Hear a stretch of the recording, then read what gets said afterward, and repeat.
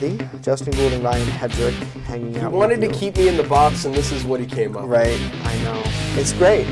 I like it. If you have an opinion, let us know. We'll share it. We'll talk to you. Ryan will debate you if you want. No, He's up for that. Gee, I've got my shorts on again. we can actually Kick your leg. Kick your leg. Kick your leg. I got my shorts on. Oh, yeah. Oopsie. Let me just get in my septic tanker drunk. I'm still here. Dakota's still here. This is going to be your best summer ever. That's why you're thinking cool everything. Cool iced coffee. Gosh. We don't need to talk about Okay. that. All right. Do we? All right. No, we don't.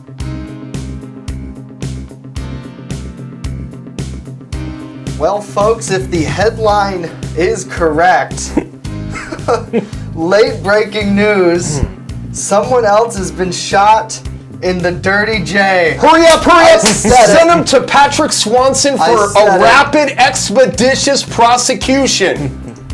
Serious. That's correct. Let's wait. Let's get the case to the county DA. Okay. For an expeditious prosecution. Really? Should we call Margarita again? Wait a minute. Let me go get my law degree. Wait. Okay. Hurry up. I got the law degree. Now I can prosecute. Okay. I'm equivalent to a prosecutor. Hedrick Esquire. Yes. So another yes, shooting I'm- today. What happened, Jay? Hey, you know Okay, Walmart? so- They're selling law degrees in Oh. aisle 16. Aisle 16 law degree. Hurry up, get it. You could be the county prosecutor too. So, what we know right now, and we're still obviously working to learn more. Wait a minute. We work to learn. Jamestown, some of us I'll stop. do. Maybe I'll not. stop. I'll stop. Maybe not him. But Jamestown police tell us that at least one person was shot, and they were taken from the scene and being treated. Their injuries are still unknown. The alleged shooter is in custody. They haven't identified that person yet. Either this all happened near the corner of Livingston Avenue here in the city of Jamestown, and near the corner of Livingston and Halleck Streets. Now, Matt and Ryan, you were both there earlier today. What did the scene look like when you were there? A lot of tape. A lot of tape. Okay. A lot of just get back, stay back. Right. You They know, kind of want to keep the Yeah. authenticity of their scene. Yeah, the sanctity of the investigation, obviously law enforcement. It's just a 1 block radius, and what I found interesting was that the yellow crime tape extended all the way back to a wooded area. So if you're going down, what was it, Hammond? Yeah. If you're going down Hammond, the tape extended from the corner of Livingston and Livingston, Hammond yeah. all the way around to the back porch of a home that kind of looked run down. Okay. So across the street from the home that you're showing right now, Is that wooded area? so panning around, back by the wooded area, back by the trees, all the way around and down the street a little bit around the corner, and that's exactly where the tape was extended to. You know, obviously, we don't know a lot of information. Jamestown police tweeting out that the suspect was in custody. That's good, but we don't know anything. Still very much a fluid situation there. Obviously, we were alerted by community reporters who tipped us off about an hour after this occurred. Dispatch telling us it happened at 9 a.m. That's at least when responders went there. The community reporter telling us it sounds like someone got a skull fracture and they were looking for someone with a gun. Now, it sounds like they're searching for someone in that area. Obviously, now we know police saying that the suspect is in custody at this point. Of course, as time moves on and police release more information about this case, we will let you know and bring it onto here. But just as we were talking about yesterday, guys, about the crime numbers, about how larcenies are up in the city, but overall, bigger incidents like this, from a numbers standpoint, according to the cops, are down. Obviously, in the public opinion sector, what we've seen in the comments, a lot of people disagree with that. Yeah, a lot of people disagree, and this is exactly what you get. Drug trafficking and gun violence go hand in hand. That's no late breaking news there. Right. That's just the way things are, and the reason that is because you have to, as a drug trafficker, you have to find a certain niche on the streets. That's just how things are. In order for you to sell and push drugs and do it with with impunity and do it with any type of success, you have to have a gun these days, or if that's what at least criminals think. Well, it seems like that's part of the game. Right. I mean, it is. It is, because inevitably what happens when people push drugs is when they're trying to make a name for themselves and cops are cracking down, which they do, the market shrinks and everybody wants their piece of the pie. Everybody wants the customer base that's the most valuable, that's going to keep coming back, that is going to get you the most dollars the quickest way and the most loyal way. And in order to do that, sometimes violence needs to be carried out. And we've seen that since the mob days. This is nothing new. Right. And the thing that's really scary, truly, for people who live on Livingston Avenue and the vicinity is the fact that when bullets are flying, there's no target necessarily for them. You can be trying to shoot somebody, but you can miss. Right. And you can hit my 4-year-old. Yep. Right. And it's like, are you kidding? And that's where really, if you go to the big picture, obviously no one wants bullets flying in their neighborhood, but, if you're a drug user or a drug dealer or a general scumbag, it's like, I'm sorry this happens. No one targets me or Matt or Dakota or Ryan because we don't do this. Right. Right? But we could get caught in the crossfire, and that's really my biggest fear. Here's the biggest story to me. The biggest story to me is making the city more conducive to recovery, okay? I don't know what we have to do that. I will tell you this. When I was going to NA meetings a couple of years ago, maybe 3 or 4 years ago in this city, what I witnessed what was the police, a police captain sitting in the parking lot of an NA meeting trying to find a suspect that was coming out of the meeting. Now, one of the, and you say okay, but that's a big problem. And here's why it's a big problem. One of the spiritual amendments of Narcotics Anonymous is that the meetings are not under surveillance, that they're not being surveilled by law enforcement, they don't cooperate with law enforcement. Narcotics Anonymous is supposed to be a place where people are in unity with recovery. When you have police officers sitting in parking lots of Narcotics Anonymous meetings, it is a big problem because now nobody wants to go to recovery meetings. Right. And the only way to heal this community, I don't care if you have 50 more cops, 70 more undercover cops, 3 more drug task force units on the streets. The only way for this community to find one single voice, and the single voice is recovery, and the solution is recovery, to get to a point where we are more employable, where we have less gangs, where we have less coke, less meth, less weed on the streets, is to find recovery. If we don't find recovery, we don't have jack shit. And the reason is because people are not going to be employable if they're still using. People are not going to be honest if they're still using. People are not going to commit less crime if they are still using drugs. Right. So what is the solution? The solution is for the police to continue the great work they're doing, but for us, people that are struggling with addiction, to find recovery. How do we find recovery? Make it more available. Make more meetings. Make more meetings in a wider area, and make this community understand that recovery and addiction are not moral deficiencies. Instead, they're things that people go through.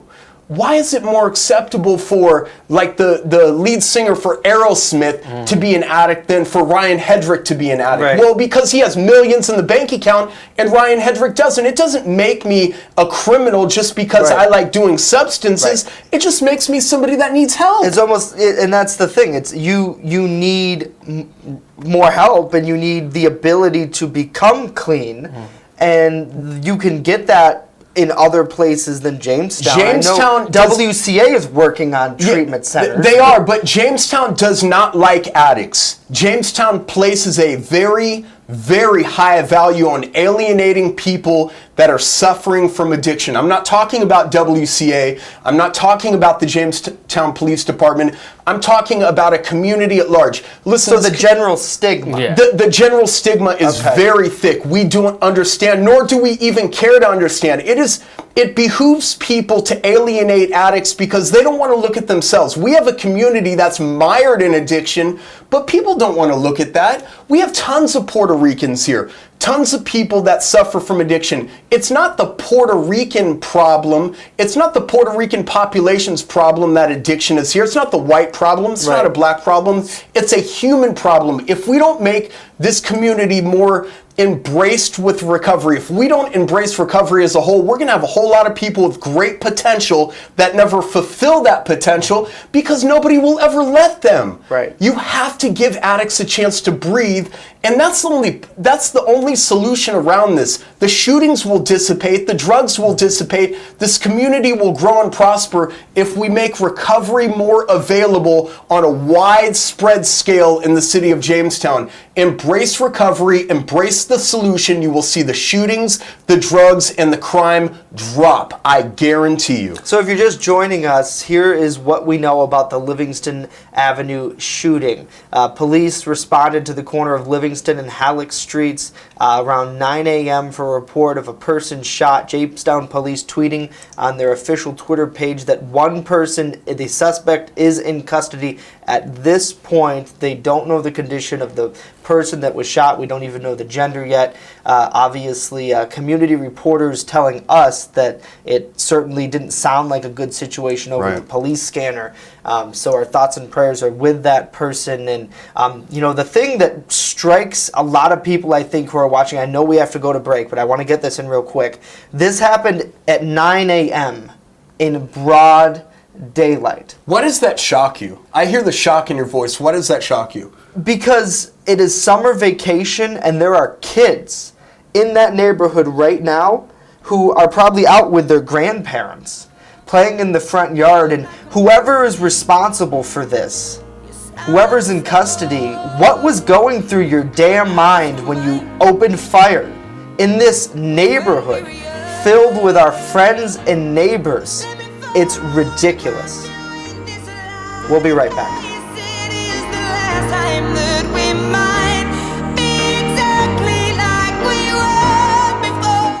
EagleZip.com is your local one-stop shop for all of your home and business computer needs. Located on Fluvanna Avenue Extension, just outside of Jamestown, EagleZip.com sells and services all brands of desktops and laptops, as well as servers and network equipment for your business. All new computer sales include transferring your data from your old computer plus a 2-year warranty. Call EagleZip.com today. Stop by EagleZip.com today and let us make computers easy for you. The Main Landing Restaurant. Excellent service, awesome food, and a beautiful view. Everything's made fresh here. We love to be outside, and it's nice inside if it's raining, so we have a choice. Locals and non-locals agree that the Main Landing is quickly becoming a destination. It's just so casual, and just the food is amazing. I love the hamburgers. But I really like the tuna I had. The Main Landing Restaurant. Excellent service, awesome food, and a beautiful view.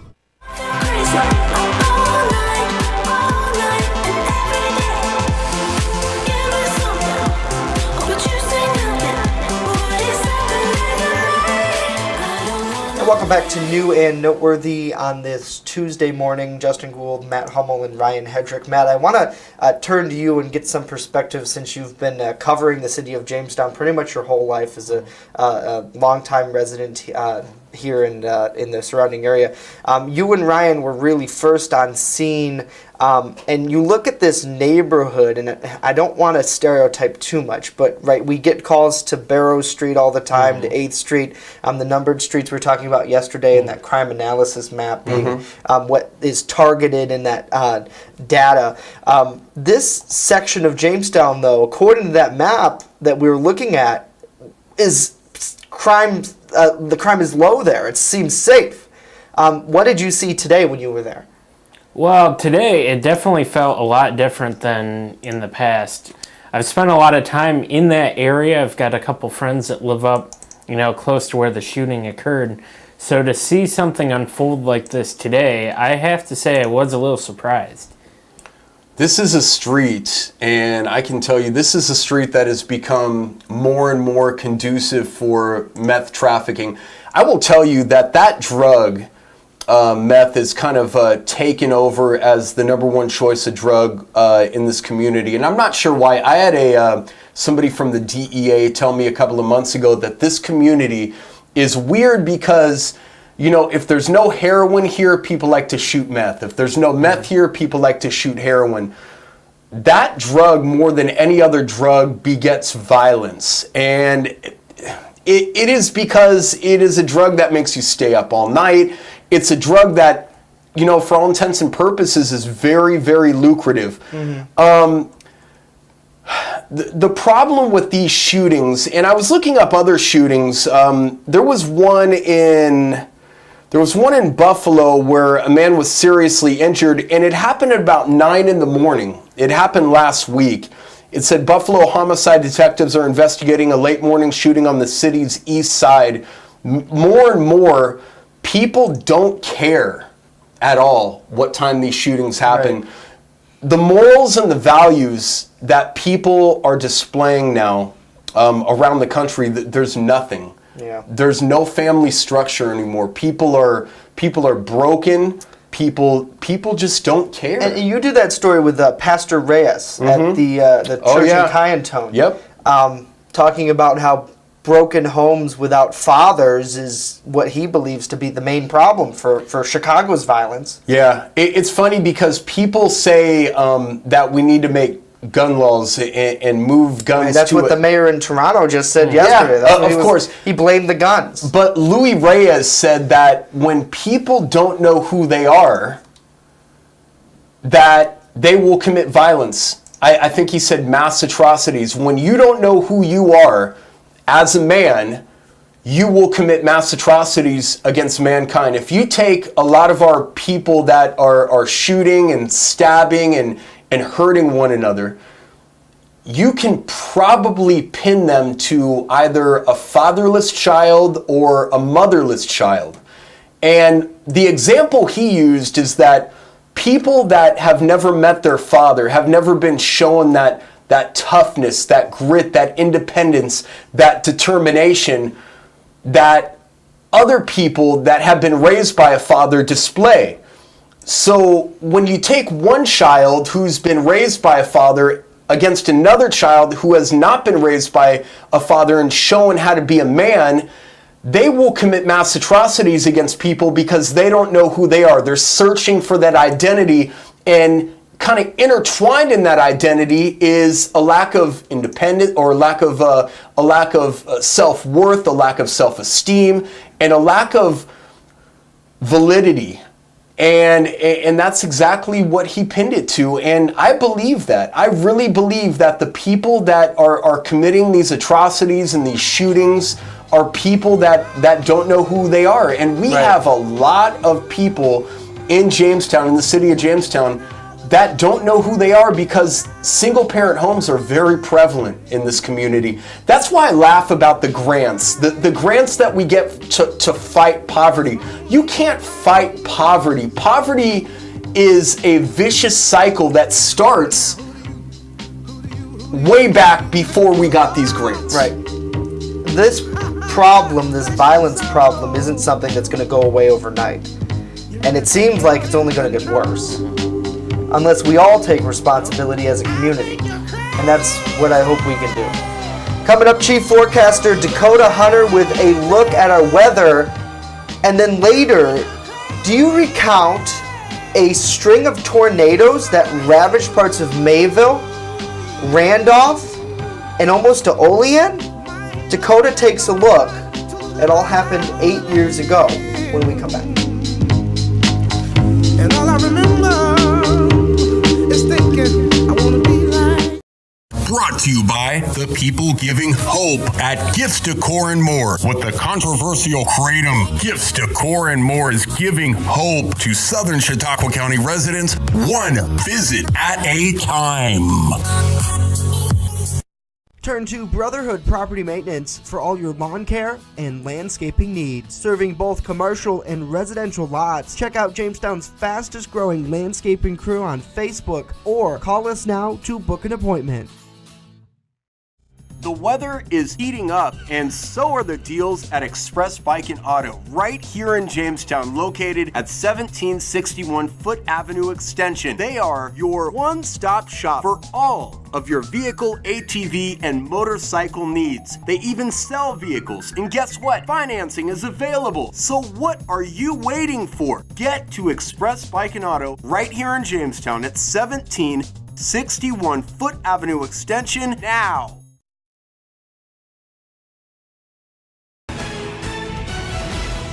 First Defense Weather, the Southern Tier's only live and local weather source. Now, here's Chief Forecaster Dakota Hunter. All right, welcome back. Let's take a live look at the Sky Vision camera coming from the Seneca Allegheny Casino in Salamanca. You can see the traffic on I-86. It is 78 degrees with a south-southeast wind of only 2 miles an hour. And oh, that sticky dew point of 68 degrees, but no rain officially in the rain gauge at this moment. Live Doppler vision, it's almost a repeat of yesterday. Take a look at where the rain is. It's off to our east, and it's coming from the south. Again, that's the same direction it was coming from yesterday. And you can see that here. And as we zoom the radar out to a wider scale, you can see here, this is tropical rain, so it's feeling tropical. The humidity's up, so it's feeling like Florida rather. Actually, Jay mentioned it yesterday. We're getting Florida rain, and actually this does extend from the south, working its way upward. A very odd direction. Normally our rain comes from the west, but it's coming from the south upward. Now, I want to take you through one of our in-house computer models here, because all the in-house models have been consistent in showing these rain totals here. And again, when you get into these darker colors out here, that is pretty much indicating heavier amounts of rainfall, and all the models in the Weather Center have been showing this strip of rain coming across pretty much eastward, going down into Pennsylvania. Take a look at this, over 2 inches in Countersport, almost 2 inches in Wellsville. Once you work towards our direction, the totals dip off. Now, this actually is until pretty much this is pretty much early tomorrow morning.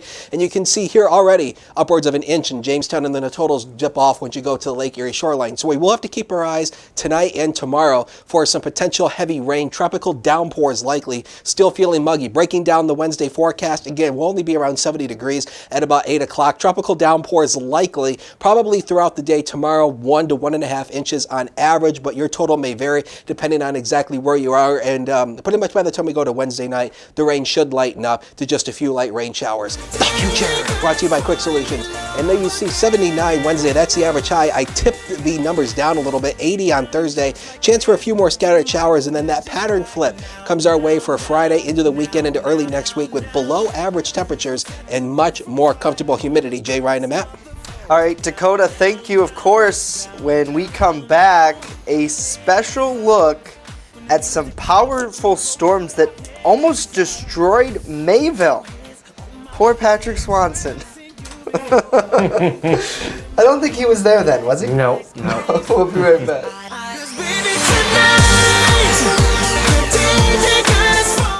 First Defense Weather is sponsored by Quick Solutions of Jamestown. Count on Quick Solutions for printing, copying, mass mailings, and so much more. Part of your team. Learn more at QuickSolutionsUSA.com. That's QuickSolutionsUSA.com. The Fitness Bunker in Lakewood is a locally owned and operated club that cares about your health and wellness. They invest in it. Right now, $16 for 16 days will get you in the door. Lose 4 pounds, your next month is on them. Try a green zone class and maximize your performance. Hot yoga, 24/7 access. Simply walk into Fitness Bunker in Lakewood right now on Summit Avenue. Make an investment in your health and wellness. Fitness Bunker in Lakewood. Find them on Facebook. WNY News Now is sponsored by Chautauqua Audio Works, 3335 South Roberts Road in Fredonia. More than a music store. Call 679-4333. Call now, 679-4333.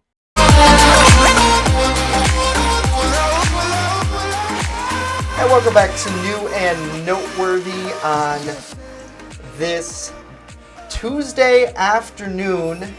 Still some clouds out there. Of course, if you missed Dakota's forecast, you can head online to WNYNewsNow.com, where we have all these stories and more there for you 24/7. But Dakota, yes, an exciting day for the First Defense weather crew. Yes. Because earlier this week, you and I traveled up to Buffalo to talk about these storms. Yep.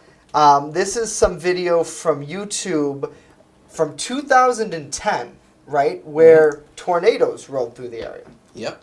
And this was actually a bit interesting, but as we know, tornadoes do happen here. And actually, the whole weather team and Jay and I created this special anniversary report about the July 24th, 2010 tornado outbreak in Western New York. Take a look. It's a perfect summer day across Western New York, but just 8 years ago, on July 24th, 2010, we were watching the radar as powerful thunderstorms were moving across the region, producing not one, not two, but 4 tornadoes across Chautauqua and Cattaraugus counties. There was a small-scale feature we can talk about that played a very important role that kind of upped the ante in severe weather potential and tornado potential on that day, and that became apparent during the late overnight hours of the morning before and early that morning leading up to the event. That's meteorologist John Hitchcock from the National Weather Service office in Buffalo, and he sat down with us to talk about the magnitude of this particular storm. In this radar loop, we can see a cluster of thunderstorms forming back here in northern Illinois the previous night, and through the morning this crossed Michigan, Lake Erie, and southern Ontario, and approached western New York during the heating of the afternoon. Hitchcock explained that while the overall environmental conditions that afternoon were not favorable for tornadoes, that spin in the atmosphere increased the threat. So everything on this map in green are winds going towards the radar, everything in red is going away from the radar. So in these spots here where we see greens and reds right next to each other, that's showing strong rotation on the radar. So we initially issued a severe thunderstorm warning, which was quickly transitioned to a tornado warning.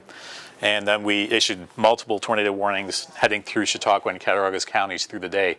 The first tornado occurred west of Mayville, ultimately crossed Chautauqua Lake as a waterspout before lifting out here near DeWittville. This one was rated a EF2 with maximum winds of about 125 miles per hour. The second tornado occurred in Randolph. You can see it crossed Interstate 86 before lifting out here near Steenburg. This one was also a EF2 with winds upwards of about 125 miles per hour. A shorter tornado occurred near Great Valley. This one was only rated a EF1, was only on the ground for about a mile, and you can see here had maximum winds of about 95 miles per hour. The final tornado in this series occurred pretty much near Carrollton, and then it crossed Interstate 86 before lifting out here near the town of Allegheny. Now this one was unusual because it was an EF1. It was on the ground for 7 miles. That's a bit unusual since EF1 tornadoes tend to be a little bit more shorter tracked, and this one had winds of about 95 miles per hour. Warning coordination meteorologist Mike Fries talked to us about the warning process.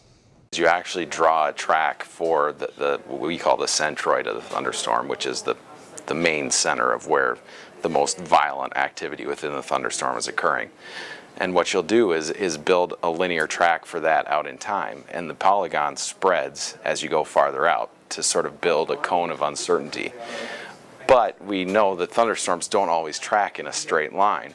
So occasionally you will have thunderstorms that will start to wander outside of that polygon, and then you'll issue another polygon that is trying to track the middle of that storm better. After the storms passed, residents were left with significant damage. Hitchcock explains this damage helps them rate tornadoes. And compare what we see in the damage here with those known wind speeds. And that helps us to determine what the strength and EF scale rating of the tornado was. Thankfully, nobody was hurt or killed during this storm. Fries explained that the whole mission behind the National Weather Service is to protect life and property. Our performance is judged on a goal that goes all the way up to Congress. And so our performance is based on probability of detection of these things. So it's important that we get as many of them as we possibly can. And that's what we want to do first and foremost is have the best situation that we can where we're missing as few as possible. Fast forward to present day here in Mayville, and you can't even tell a supercell thunderstorm was moving across this area just 8 years ago. However, as we do know, tornadoes can happen across western New York. Officials say to always be prepared. Have a NOAA weather radio in your home and download a good smartphone app that is designed to push warnings. And make sure to stay up to date on the latest forecast from local media outlets. Reporting in Mayville, Dakota Hunter, WNY News Now. Wow, thank Very you, good. Dakota. Yes. That was amazing. I mean, you know, And I mentioned yesterday that we had an absolute blast doing this, and it's a little interesting to see how we had 4 confirmed tornado tracks all in one day. Right. And now there's a lot of old wives' tales talking about how tornadoes don't happen here because of our hilly terrain. That is not true. Tornadoes have been confirmed in all 50 states, and they do happen. So you have to be prepared no matter what. And a lot of people don't exactly know what to do if you're in a tornado warning. So the basics are: basement works best. If you don't have that, small room, that would be like a hall closet or a bathroom. Lowest floor, if you got it up and a down, don't go up, you go down. Near the center, you want to put as many walls as between you and the outside as you can, and away from windows. And if you're in a mobile home, there's only one rule, and that is you have to leave that mobile home and find more substantial shelter. Mobile homes are not safe during tornadoes. Guys, I think something major just happened politically in the city. I don't want to read too much into it, and I'm going to save the talk from the newsroom. Dakota, I want to praise you. Awesome, awesome, awesome job. Nobody's more dedicated to the craft than Dakota Hunter is. Awesome. Yeah, awesome. very great job. Scott chiming in on Facebook, he said you can still see some of that damage from Randolph. Yeah. So definitely. You actually can. When you're driving along the highway on 86, it's just flat. Yeah. So it's just. And if you have any damage pictures of that event, please send us our way. We'd love to see them. Absolutely. Dakota, thank you. Good work. You're welcome. If you want to check out the report, once again, head on over. WNYNewsNow.com is the place to be. Of course, we are back tomorrow. Have a great day. See you tomorrow. They say you're basic, they say you're easy. You're always riding in the backseat. Now I'm smiling from the stage while you were clapping.